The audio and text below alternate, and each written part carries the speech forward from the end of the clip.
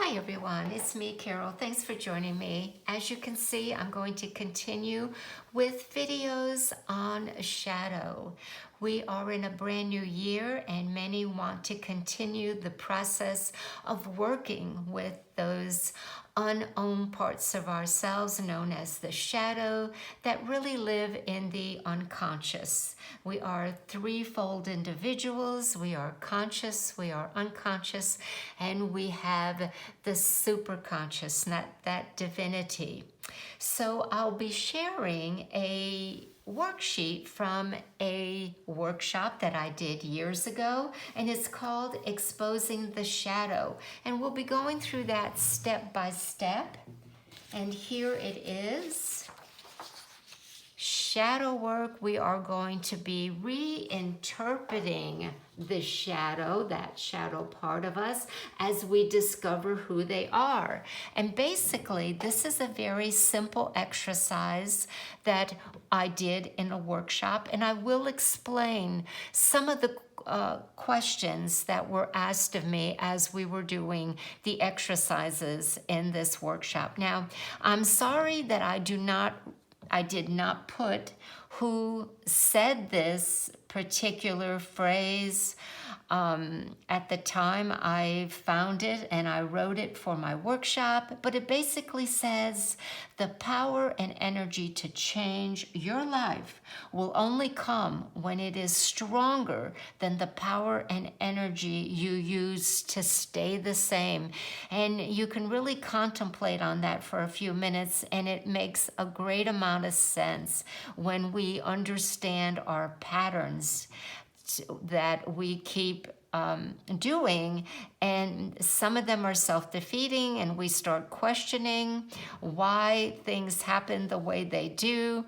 But the energy that we put in the shadow work is so important in discovering and reinterpreting who we are and why we do what we do. So the first thing you're going to do is you're going to write down the name of a person that you are having difficulty with, someone that affects you and you react strongly to.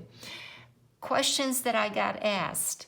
Does it have to be someone I know, I live with, a family member? No, it does not. It could be a politician. It could be an authority figure. It could be a media individual, an actor and actresses, but that it has an immediate like, love, hate, dislike about it. So that person that you are now choosing, you basically would write right there. And you're taking some deep breaths and you're getting centered, and you're going to write down under the positive column all the things that you like or admire about this person. Of course, under the positive. And I usually recommend 3 things, but if there's more, go ahead. But 3 is a good starting point. And then, of course, under the negative column, all the things you dislike and or have a strong resistance towards them. So you're going to go ahead and do that. And if you would like to just pause the video and do that right now without going any further. And this is where the process begins, the next part. Now you're going to write down before each positive word, I love myself when, and then read the positive word. One positive word that you may use about this individual is honesty. You think that they're very honest. So you might say, or you will say, I love myself when I'm honest. Now, when it comes to the negative quality, and let's say dishonest, but of course that individual cannot be honest and dishonest, so let me use another negative. Let's say this person is a know-it-all. Okay, so you're going to write that they're a know-it-all. The next to that negative word, you're going to write, I don't like myself when, and voila, it's going to be a know-it-all. So do you see how it really has nothing to do, this exercise of reinterpreting has nothing to do with that individual. We are using them as a basis to understand ourselves in this spiritual psychological exercise that I did in the workshop. Now, this is what I want you to do. Keep in mind that this is a simple way to recognize that what you see in another person is connected to you in ways that can help us expose disowned parts of ourselves, what we threw in the unconscious for whatever reason, and we'll talk about that a little more. Also realize that people come into our lives, whether they are friends, lovers, family members, acquaintances, for a reason. They are there to help us restore wholeness. So this is part 2. And what I'm sharing with you is, in actuality, the work that I did personally on this reinterpretation exercise. This is part of what is written in my journal. And it had to do in a time when I had an employee that I was working with and understanding myself and my inner reactions and reactions to my employee. Some of the positive aspects were hardworking, credible, and resourceful. The negatives that I saw were fault-finding, highly opinionated, and sarcastic. Now, these were true reactions that I found, and maybe they were even validated by others, and you may find that true. It doesn't mean that these people don't have these negative aspects. What we're looking at is to find out why we see them, why they trigger this negativity, and where it comes from, and the jewel that we can get, we can benefit from doing this exercise. So, going back to what I said in part 1, I now am going to write what I love on the positive. So, I love myself when I am hardworking, right? So those are aspects of myself that are so true. But I don't like myself when I am fault-finding. So here, when I have the asterisk, is what I found it came from. Well, I come from a family that seeks perfection. Praise was given only when excellence was achieved. Now, is that to fault my parents or what happened to me? No, they were doing the best they could at the time, and maybe they kept pushing for perfection because they wanted us to exert ourselves or to help ourselves. But unfortunately, with anything that we may perceive as I'm doing the right thing, has its equal opposite and could be taken depending on the child or the circumstances or those unhealthy aspects within parenting, the way it is played out. Now, also, voicing what you disliked about another person or thing was frowned upon. Remember, children are to be seen, not heard.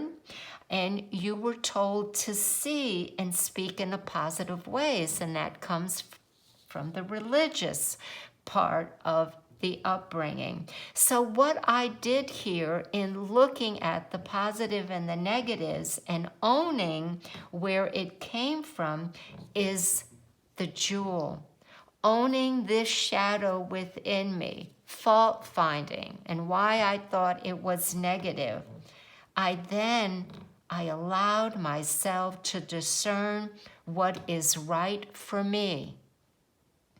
Understanding that I do not have to approve or judge myself or another when something conflicts with me. There's a sense of neutrality, a sense of allowing that there doesn't have to be right and wrong, good and bad, and get out of that duality as you're right, I'm wrong, and this is the basis for it. By discovering and acknowledging my own, by going through this exercise, I was able to find my own faults, my own misgivings, my own weaknesses and blind spots without condemnation. And that gives me the power to grow in a state of acceptance and the choice to correct or change. So it comes from a whole different view, a whole different aspect. The psychology of this is to find out where this stems from and how I want to declare it in my own life, and the good, the jewel, the golden nugget that I can reap by allowing myself to discern what's right and wrong for me. Okay, continuing on, I guess I want to leave this up here so you can see the next one. The next positive thing with this employee was they were credible, as you can see here. So I have to say, I love myself when I am credible, but I dislike myself when I am highly opinionated. So let's work here and find out what I've discerned about all this. Having a personal opinion, shouldn't have been opinionated, having a personal opinion was a struggle.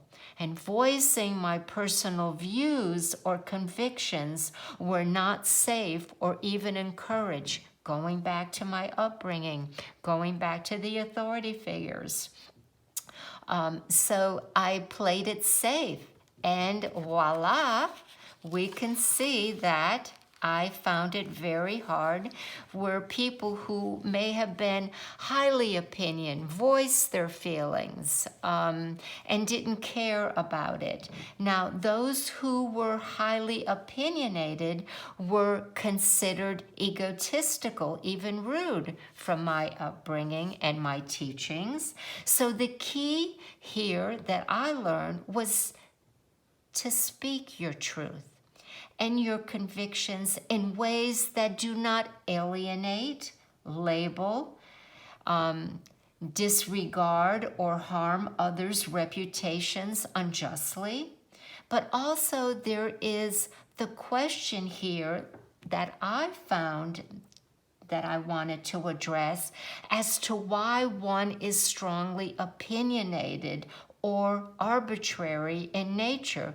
Could it be that they are suffering from low self-esteem, which goes in bullying and being aggressive and being violent and being in control? So looking at the deeper reasons for this individual who is deeply opinionated could be very good, or it could be that they themselves are using it in a form of protection.